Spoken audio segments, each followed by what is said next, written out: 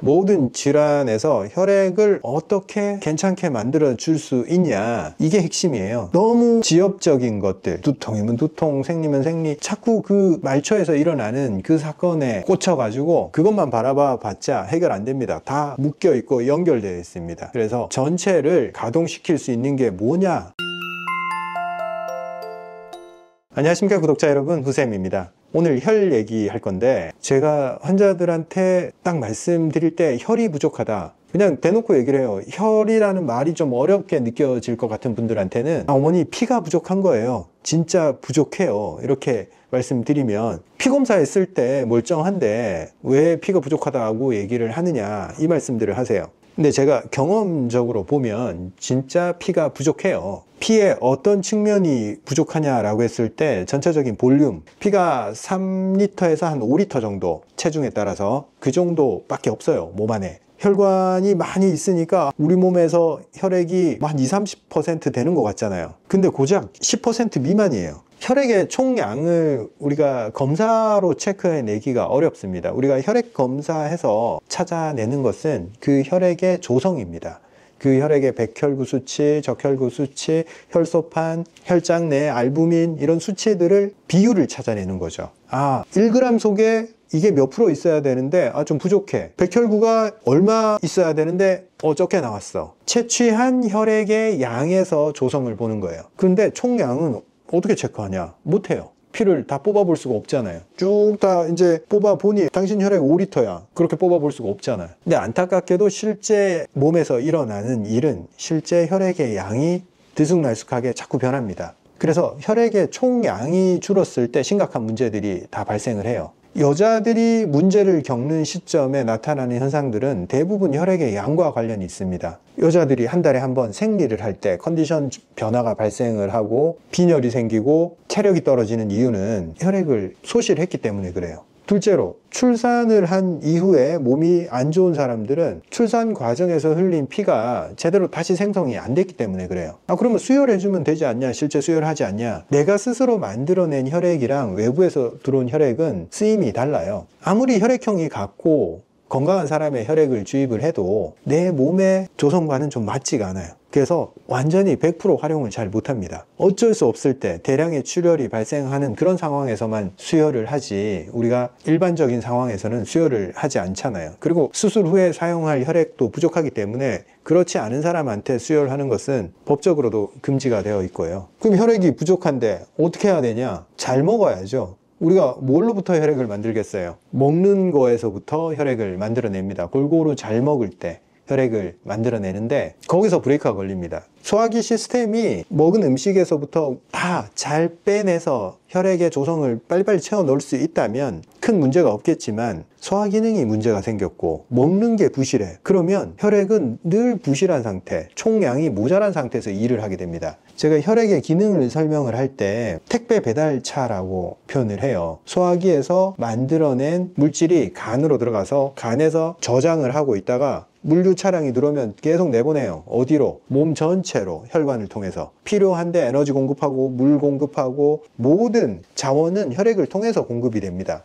혈액은 실어 나르는 애들이에요. 산소를 포함해서 모든 것을 공급하는 파이프라인이자 택배 배달차예요. 택배 배달차가 1-20%만 줄었다고 생각을 해보세요. 그러면 나머지 사람들한테 부하가 넘어가겠죠. 그 일을 정시에 다 처리해내느냐? 못 해내요, 물리적으로. 그래서 혈액 부족 현상이 생기고 장기 자체의 기능이 떨어지기 시작합니다. 장기에 에너지 공급이 안 되고 물질이 공급이 안 되면 장기의 기능은 축소되기 시작하고 메마르기 시작합니다. 실제로 쪼그라들고 딱딱해져요. 장기를 만져서 뭔가 경직돼 있다, 뻣뻣하다, 누르면 아프다, 이 모든 게 혈액 부족을 시사를 합니다. 혈액이 잘 안 통하는 부위에서 딱딱함이 생기고 단단함이 생겨요. 한방에서 위가 기능이 저하되고 딱딱하게 굳어 있어서 노폐물이 적체가 되어 있다, 이것을 담적이라고 표현을 하는데, 실제 노폐물이 적체되어 있고 뭔가 단단해져 있고 그건 결과물을 보고 얘기를 하는 거예요. 실제 그게 왜 생겼을까? 왜 딱딱해지고 왜 노폐물이 흐르지 못하고 거기에 정체가 일어났을까? 혈액이 잘만 통했으면 그런 일은 잘 일어나지 않아요. 문제가 생겼더라도 혈액이 가서 다 복구를 해버립니다. 근데 흐름이 나빠지고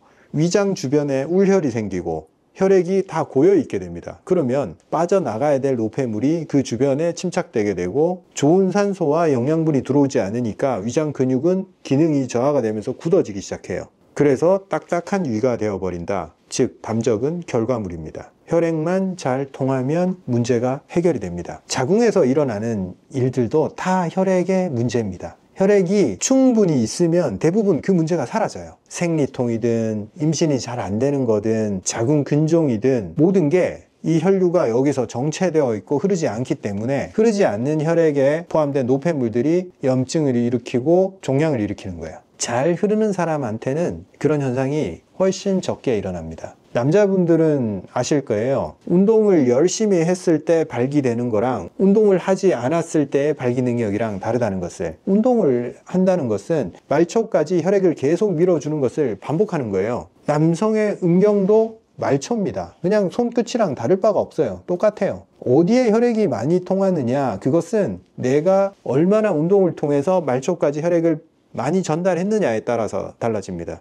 즉 운동을 많이 하고 혈액순환이 잘 되는 사람은 발기가 잘 됩니다. 근데 운동을 안 하고 근육을 쓰지 않는 사람은 점점 발기부전으로 갑니다. 발기부전이 생기니까 자존심이 문제가 생기니까 자꾸 무슨 약을 통해서 치료를 하려고 하잖아요. 그냥 운동을 해서 말초순환을 늘려야지 나머지 행동들은 다 근본적으로 아무 쓸모가 없는 행동들입니다. 기억력이 떨어졌고 두통이 생겨. 이거 뭐 때문에 그렇겠어요? 혈액이 안 가는 겁니다. 산소가 덜 가고 뇌의 효율이 떨어지는 겁니다. 혈액순환만 시키면 다 해결이 돼요. 가장 혈액이 아래로 몰리는 하체 근육을 계속 사용을 하면, 즉 간단하게 계단 오르기나 러닝을 하게 되면 하체에서 펌핑되어 오는 그 혈액들이 다 공급되기 시작하고 군데군데 고여있던 노폐물들은 심장으로 다시 돌아와서 신장으로 내보내게 됩니다. 다시. 그래서 몸이 가벼워지고 붓기가 줄어들고 염증이 해결이 됩니다. 자꾸 움직여야 돼요. 움직이라고 만들어 놓은 몸인데 안 움직이니까 문제가 생깁니다. 그리고 움직이면 소화기가 작동을 하면서 먹는 게 훨씬 수월해져요. 혈액이 정체되어 있는 것들을 자꾸 더 빠른 속도로 돌리기 시작하면 위장관 주위에